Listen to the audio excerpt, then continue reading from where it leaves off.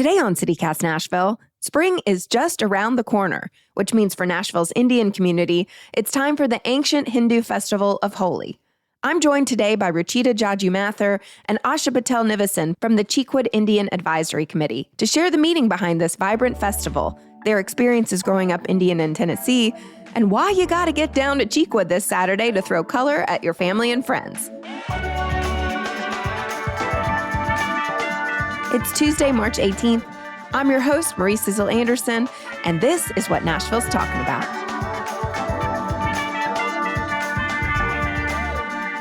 I'm kind of putting on my learning cap today to learn about this ancient Hindu holiday. So I'd love to start with the basics. Ruchita, what is Holi, and how do you two personally celebrate it? Holi is a celebration that's throughout India, but it has different names and it has different ways of celebrating. It's the coming of spring for areas like Punjab, where it's a big farming community, and they're looking for, the rains and the spring and harvest. And then in other areas, it's good over evil, color, fresh starts, forgiveness, just a new beginning. So it can be celebrated with bonfires. It can be celebrated with color throwing, obviously always food and sweets and all the happy things. So it is probably my favorite holiday on a personal level, just since I was a kid. My birthday's in the spring as well. And so it's my favorite season. But it's just such a happy festival of who doesn't love throwing colors at their friends and family. And it's a good time. Yeah, the one time you get to do it, you get to tell your kids know about throwing things, and this is the one day you get to throw color at each other's face.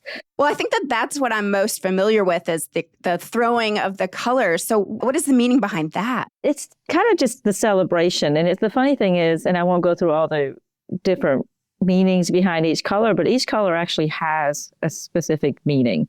And it brings joy and celebration. And who doesn't realize that, everybody goes through tough times, but you remember you get a fresh start every spring. It's spring, everything comes out. So a lot of the colors have to do, at least I've always been told, it has to do with kind of mixing together, like red symbolizes love, yellow is vitality, joy and happiness, green, spring and nature. So everything, if you really deep down into the meaning of it all, actually brings it all together.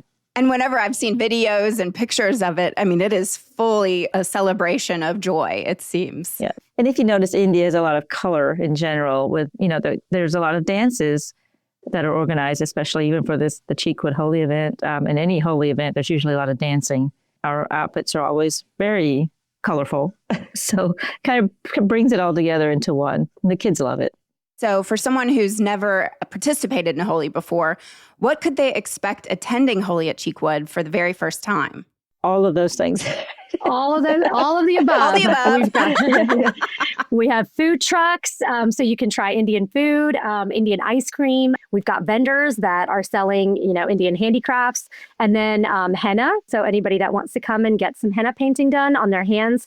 And then, of course, we've got the Holi celebration out in the lawn, where everybody that buys a ticket gets a color packet, and they've got 4 rounds where they play. And then simultaneously, there'll be a selection of dances that will be performed right before each round of color throwing.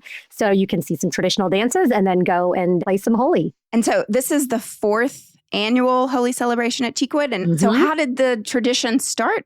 Sam Patel is one of the board members who happens to be my cousin also, and knows Ruchita very well. I think he realized when he became a board member that Cheekwood has always been really positive about, exploring the diversity. And, they had a Hispanic celebration. I think there was an Asian celebration. I don't know all the specific names and I don't want to butcher them. So I'm going to leave that alone. But they were already doing multicultural celebrations every year. And he suggested the celebration of Holi to kind of bring about, teaching people the Indian culture and tradition. And so I think that was a great idea. He initiated it, and the first year went really well. And I think it was one of their highest attended events. From what I hear, I think like 3,000 to 4,000 people, which is pretty significant for any event. Yeah, we coincide with Cheekwood in Bloom, so it's a beautiful backdrop for, more colors being thrown around. And the joy you see on people's faces is amazing during that. It's just a fun event. You see little kids running around, getting to throw it on their parents, which is it's fun. And there's always some hesitant people along the edges, and people will just draw them in. You go up to each other. You don't need to go with a group to very quickly be included in. So that is you're getting the beauty color of it. thrown on you. It's to random people, which is great. So, and that's what we love about it, that it just brings everybody together. And, another meaning, it kind of breaks down barriers. It's not race, religion, color, nothing that has to do with this. It's everybody is one in that current moment and having a good time. And I think more than ever, it's just necessary to bring about that love and peace and just fun. And hey, guess what? We are all more similar than we are different. It is one of my favorite events too. Like Regina said, as a kid learning the Indian culture, you're told to do things, just because it's rich in culture and tradition, but learning the whys as we've gotten older has become more and more important. I think as a white girl attending this type of festival, I do want to understand, in your opinion, is it cultural appropriation to participate or cultural appreciation? Absolutely appreciation. I think this Cheekwood event specifically is very unique because this is the Indian community coming and trying to educate the broader Nashville community. There are many holy celebrations that happen within smaller cultural groups, within, Indian groups, but Cheekwood is our way of doing outreach. So everybody should feel welcome coming and participating. And we're there to, just spread the love and spread the celebration of spring, which, like Asha said, is something that all of us, a new start, a new beginning, all of us can come together on.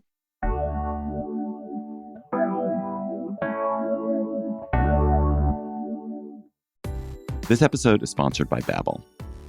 Are you holding back on foreign travel plans this year because you're afraid of the language gap? I'm not, because I have Babbel. I'm David Plotz, the CEO of CityCast, and I'm learning Spanish on Babbel, getting ready for a trip to Mexico City. Babbel is the language learning app that gets you talking. Babbel's quick 10-minute lessons, handcrafted by over 200 language experts, get you to begin speaking your new language in 3 weeks or at whatever pace you choose. Babbel's tips and tools are inspired by the real-life stuff you actually need when communicating. With a focus on conversation, you'll be ready to talk wherever you go. Babbel has given me great lessons on getting directions, ordering in a restaurant, and making plans. And of all the things I'm doing in Mexico City, I'm probably most excited about the soccer game we're going to. So I was excited to learn how to cheer from Babbel. That'll be me you'll hear yelling, "Fuerza Tigres! Fuerza Tigres!" With over 16 million subscriptions sold, Babbel's 14 award-winning language courses are backed by a 20-day money-back guarantee. Let's get more of you talking in a new language. Babbel is gifting our listeners 60% off subscriptions at babbel.com/citycast. Get up to 60% off at babbel.com/citycast. Spelled BABBEL.com/citycast. Babbel.com/citycast. Rules and restrictions may apply. Well, so let's talk about growing up here in Tennessee. What was it like being Indian and growing up in Tennessee? You giggle. Tell me the tea. Well, Nashville has changed a lot. My family's been here for over 40 years. And I think back then we were probably one of maybe 50 or 60 Indian families. And so we were really bonded together. We just held on to our culture. Like my parents tried as hard as they could to have that community and expose my brother and I to that community. But that was done on the weekends. And so weekdays were kind of when I went to school, spent time with my school friends, did Girl Scouts, all of that good stuff. And then the weekends were time for our Indian friends. And it felt very segregated. There were two different sides of my personality that developed that way. But now with my kids, I feel like it's completely people didn't understand Indian food. And now every other person's like, we love Indian food. And I used to hide my Indian food if my mom ever packed it for lunch underneath the lunch table because I'd be embarrassed. I have friends that have come, out to dances with me because they love parts of the Indian culture with dressing up and getting to do that stuff. But that deeper understanding, now my kids are going to the temple with their school to learn about Hinduism. That was something that I didn't have growing up. And I love that now people are understanding the culture and appreciation for the culture a little bit more through yoga, meditation, the food, the Indian weddings. I think the exposure has really changed. I wholeheartedly agree with her. we kind of had two different personalities growing up. Like you said, during the school week, I almost had two different groups of friends that didn't intertwine as much. The group that I grew up with on the Indian side, and then, my school friends or non-Indian friends. And when I was younger, I didn't understand or appreciate my culture enough to expand that upon and cross the borders between the two groups. So I wish I had done a better job of that. And growing up, I was almost, I hate to say it, almost embarrassed. We would go to an Indian event, but I'd quickly change my clothes before we went to a restaurant, thinking, oh no, I don't want anybody to see me in this outfit. But as I got older, the appreciation that I saw and the interest, I guess, that I saw in people, it wasn't people being ignorant necessarily, as people being interested and too scared to ask where that outfit was from or where are you from. And I always loved answering that question. And I think people sometimes don't, but I enjoy it when people say they love our food. And I didn't appreciate that when I was younger, but I wish I had been more open to it. But as I aged, I realized, I said, you can be proud to be here. And we're extremely proud Americans. Trust me, this country gave us everything. We worked hard for it, but it gave us everything. But to also appreciate and understand your culture so we don't lose it. It's harder, I think, for the next generation. We're the first generation children that had to grow up here. And I get lost in the terminology between first and second generation, but Ruchita had the experience where we are the ones that had to figure out our way and our path with our parents who really didn't know or weren't given that path, So we're trying to expand upon that, but I have a true appreciation as I hit my 20s and 30s and plus, we'll stop there.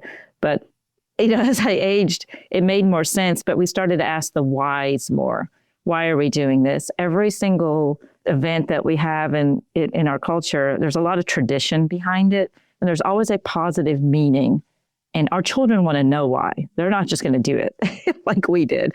They want to know why, and we have to train them as to why, because really that crosses borders, that crosses religions, that crosses races. Like you're fasting for something else to become better, or you're eating a specific type of food because we did it in the past, in the ancient days, to make sure our kids stayed healthy. There's always a positive meaning.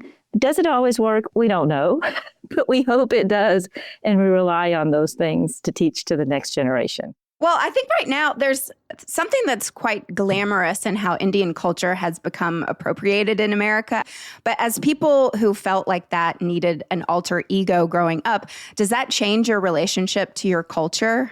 I think when you see some of the big brands use it just to make money where there's no Indian ties, that is a little frustrating. I think times that you see, maybe gods and goddesses be represented in things that, we're very big on removing our shoes before stepping into a home, or not even touching books or anything with our feet, because we show that's knowledge, that's respect. We don't touch it with our feet.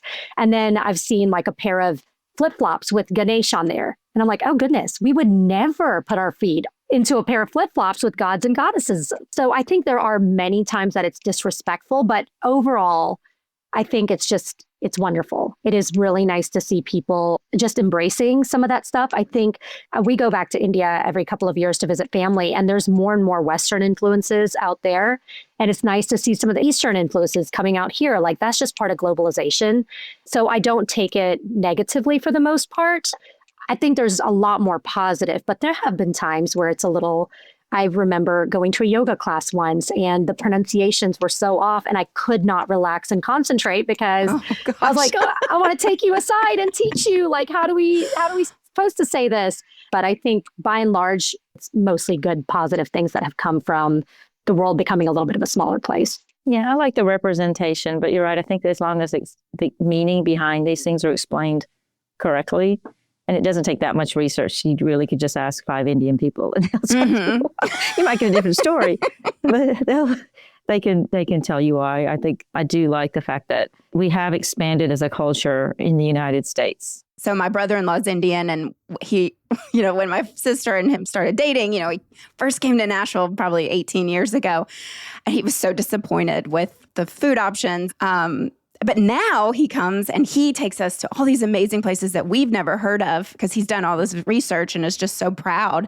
Has the Indian population grown here in Nashville? Why has there been such a huge shift? I think there has been a large population. My family came in the 70s, specifically 77, and hasn't left. So British born, most of my side of the family moved here. And same with Rachita, there wasn't that many families. We all met at somebody's house for a few years until we created an organization to get people together. But it has truly expanded the workforce here, business opportunities. I think about Vanderbilt, of course, for a lot of the doctors, Bridgestone, Firestone for some of the engineering jobs. There are certain professions that we are more drawn to and more likely to go into.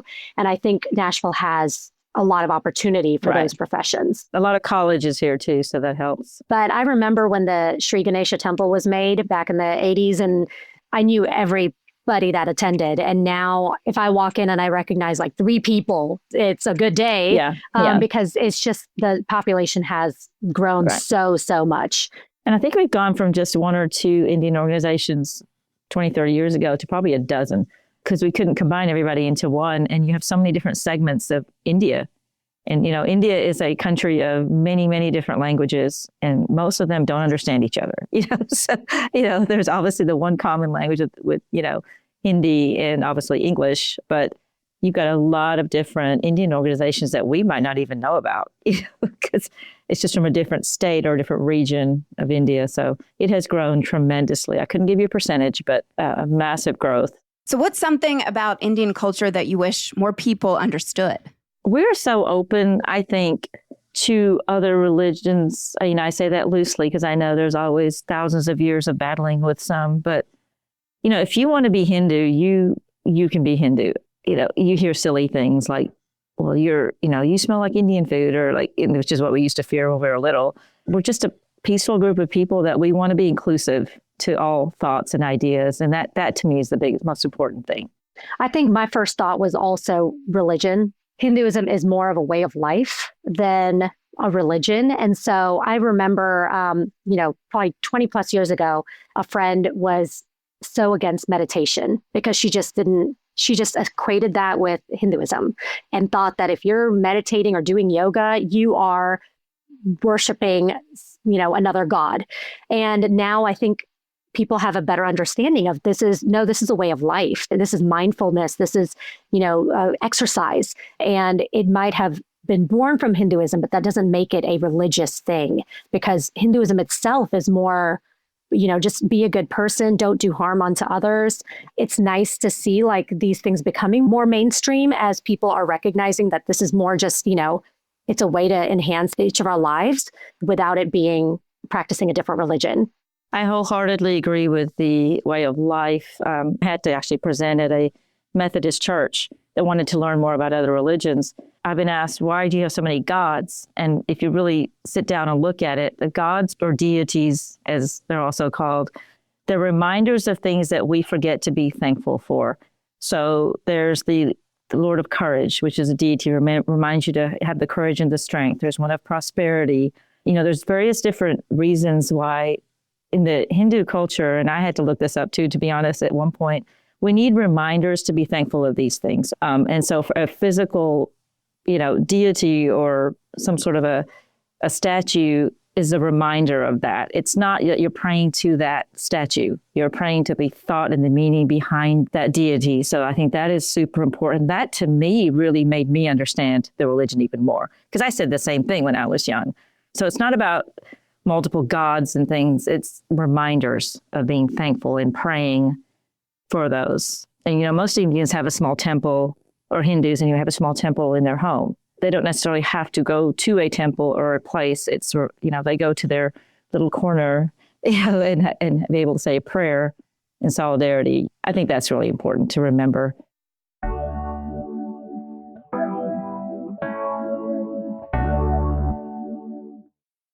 Well, I'm going to switch it up a little bit and talk about Trump's promises for mass deportations. We have to talk about this. Is the Indian immigrant community here in Nashville concerned about these promises that his administration have made? I don't know that I've heard a lot from an Indian community perspective. I feel like we're not necessarily the targeted community. I think just logistically, we're not, anyone that has come over here illegally, it's not crossing a border. we don't have that accessibility from India. It's people that have overstayed their visas. And so automatically there are fewer just by that logic. So I don't know if it feels as alarming for the Indian community. Of course, everyone is probably alarmed on a different level and in general with any immigrant population that is being targeted. Are Indians allowed to be American in ways that other immigrant communities aren't?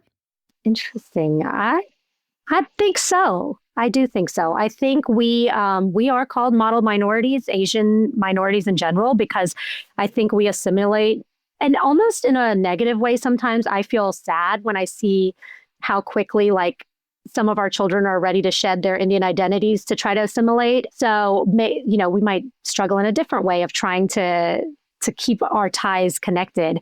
I do think, given the professions that we have or the education level that most of us are coming over with, I do think it's easier for us to assimilate with the grasp of the English language, to be a little more of a chameleon going back and forth. And I would definitely attribute a lot of that to our parents' generation, who, when they came here, I can't say that they didn't deal with a lot of abuse and negative comments and go back to where you came from, because I heard it. I know they did. I saw it a lot. But they just went about their way and continued to work hard.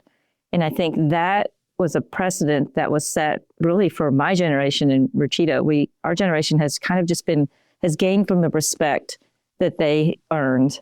I hate that they went through that, but they went through that for our generation to be able to have what I hope is some respect. But Ruchita is right in that it's kind of changed our children a little bit to conform a little more than I think we would like them to. We want them to be proud of who they are, but that can be a little scary at times too. But I do attribute a lot of the ability for us to be able to have that kind of, like I said, model citizen respect because of our parents, who just unfortunately had to take it and take the hits for us. But that's why they came. And really, I couldn't find an Indian generation, my parents' generation, anybody to say anything otherwise, that they did it for us to be able to.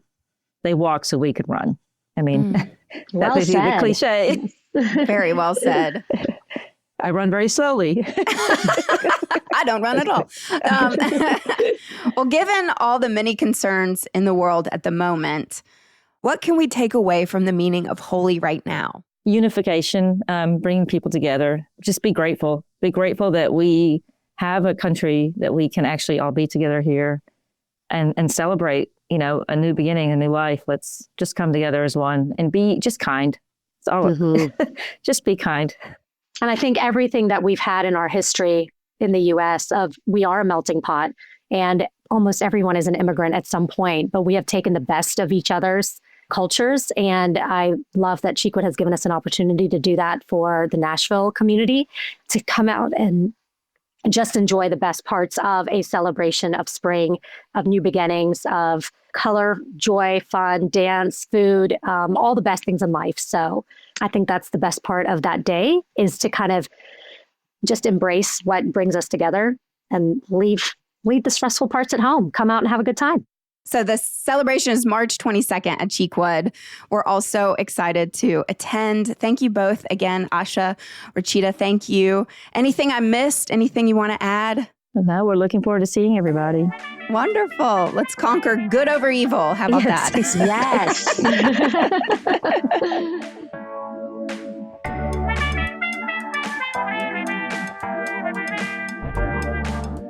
That's all for today here on CityCast Nashville. We'll see you at Cheekwood this Saturday, March 22nd for Holy. If you enjoyed the show, why not tell your friends? Rate the show, leave us a review, and subscribe to our Hey Nashville newsletter. We'll be back tomorrow morning with more news from around the city. Toodles!